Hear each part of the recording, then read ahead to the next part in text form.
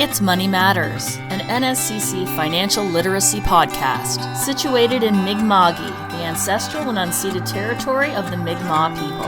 And now here's your host, Matt Curry. Hello and welcome to Money Matters Podcast. I'm your host, Matt Curry. Am I a financial expert? Heck no. But I do know a few things, and I know people who know a few more things, and that's what this podcast is about, connecting all those pieces together. I'm here with Lori Foran today, who's the Director of Student Experience and Engagement with NSCC. Both Lori and I have had the privilege of working in financial aid student awards for over a decade now, and we've acquired a lot of knowledge and tidbits of information. We thought it might be fun to reach into the awards mailbag. Lori, are you ready to jump right in? I am ready for the Student Awards hot seat, Matt. Excellent. The first one is a common one that we get often, and it is, once I'm selected for an award, how does the funding work? The Student Awards offer is just that. It's an offer of an award that's delivered through our Student Awards portal. So everything that a student needs to know about the award is actually in that letter. It outlines any terms and conditions that you need to be aware of, along with when and how the awards funds wind up on your student account. Students offered awards during our spring award cycle typically receive their award in 2 equal installments. First one's paid in early October, and the second installment typically lands on a student's account in early February, around February 10th, I think is the date. For those who will apply for fall awards, they typically see one payment in the second term, again around February 10th. All students who receive an award have a flag placed on their account so our frontline team knows that you're expecting funds. So we'll factor that into any outstanding tuition or fees that you might owe. However, once the money's deposited on the student's account, if that puts you into an overpayment situation, you can ask the business office to process a refund. Again, most of that information is outlined in the letter of offer, and that sits in your Student Awards portal dashboard, so you can review it at any time if you want to refer to any of the materials within that letter of offer. Definitely, though, reach out to awards@nscc.ca if you have any other questions. Yeah, that's a great tip. I mean, the offer letters really do contain everything, and they may seem kind of boring to read. It's lots of... Oh, 100%. 100%. Yes. But even a lot of our awards are renewable now from year to year, and that's pointed out in the offer letter. And so really, really key to just kind of take a few minutes when you get that offer just to review it fully. Matt, another question that came in from students is how come I see an offer for an award that I never even applied to? That happens. Ooh, yes, those are the surprise awards. So you'll notice on our portal, we have a couple different types of opportunities. We've got like the traditional award or scholarship that you apply to individually. So those are under the recommended opportunities tab. But we've also got awards that are called auto match. So they're based on things that you've completed in your general application and or a financial need application. And they're kind of done behind the scenes. So a lot of times students don't even realize that they're in the mix for these, and they'll get an offer in the portal. Yeah. And some of them think it's a mistake, but it's one of the main reasons we always remind students to just go into that portal regularly and check it out, because surprise, there could be an offer waiting there for you. There certainly could be. And we tried, as we were building our Student Awards portal and refining awards, to try to make it as easy as possible for students to be considered for everything that they might be eligible for. So those auto-matched awards were really important to us to be able to say, there are some awards for which an essay is required or, a reference. But our auto-matched awards, everything that you have already completed in the portal all comes together in the magic stew that is Student Awards and could pop out an offer. So again, it's super important for students to be in the portal, to review their letters of offer, to make sure that they're not leaving any dollars on the table when it comes to Student Awards. Magic stew sounds good. I need that recipe, Lori. Yeah, I know. It comes out with money. Another question I'm seeing here is, do I only need to do the general application? You can. That is certainly something that students have done, gone in and completed the general application, the voluntary self-disclosure, and maybe the career aspirations and their community involvement. And you can do that.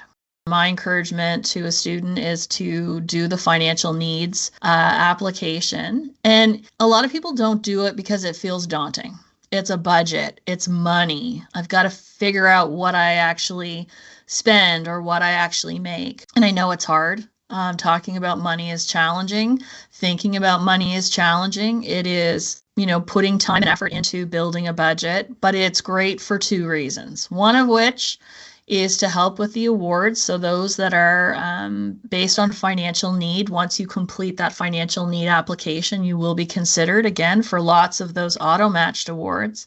But you also now have a little bit more budgeting skills than you had before. And we're not leaving you totally in the lurch. If you go on to Connect and in Connect events, we will be offering sessions about how to complete the financial need application. Like, what are some things that you need to consider? What are some tools and resources to help you do that work? It is work. And I know that you had Ryan Dominguez on here, our student awards coordinator, and talked about the work that goes into an application. But it's important work, and it will pay dividends if you're really diligent and do as much as you can do in the student awards portal to be considered. So important work.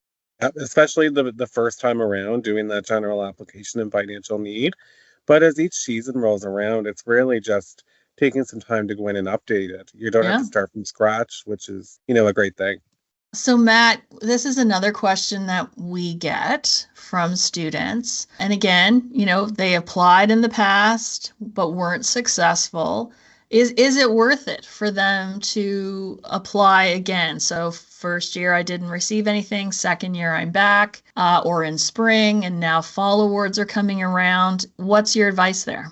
Yeah, absolutely. We see it all the time when students put a lot of time and energy into the applications, and they get really disappointed when they're not selected. As we always say, we wish that we had an award for everyone, but unfortunately we don't. And while there isn't a complete guarantee that you'll get an award when you apply, there's definitely things that you can do to put your best foot forward. There could be even little things a student may have done that could render their application in much better standing. So things like taking a bit more time to elaborate on your answers with essays, as well as needing an extra zero in a calculation that you forgot about. So really take a moment to consult with a peer, a family member, maybe meet with someone from student services, have them look over your application before it's submitted, because they might catch just a simple mistake that you might have missed as you went along.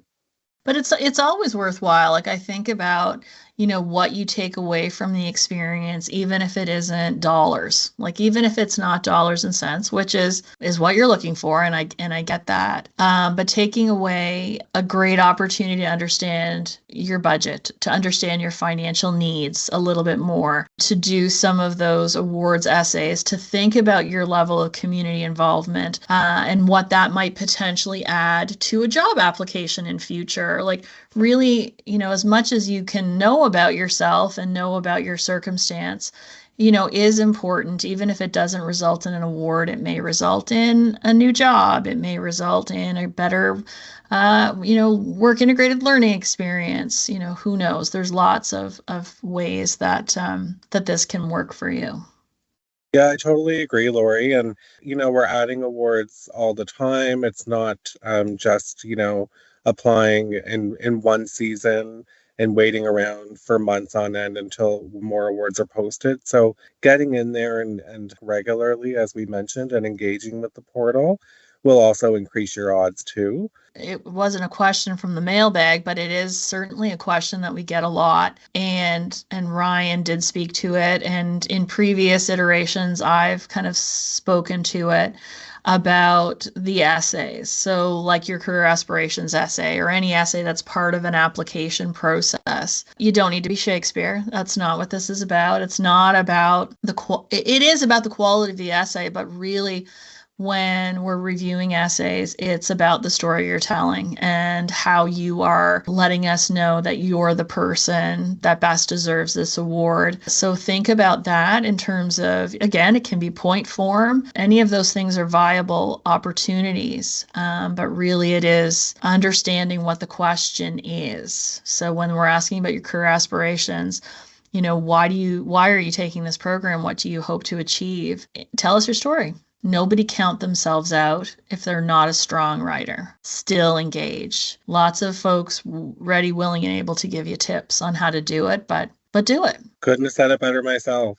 And an awards application is never a time to be humble either. You got to use every opportunity to brag about every accomplishment that you've had. That's right. Dig deep. Yeah. Toot your own horn.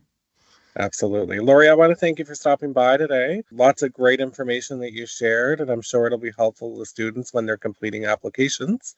Thank you for listening to Money Matters with Matt. I hope you learned something new. If you've got an idea for a topic for a future episode, drop us an email at awards@nscc.ca. You can also send us a question there, and we will answer it in a future episode. Any resources or links that we discussed during this episode are available in the show notes. Thanks. Goodbye. Thank you for listening to Money Matters, an NSCC financial literacy podcast. Make sure to subscribe to NSCC's YouTube channel so you don't miss an episode. Until next time.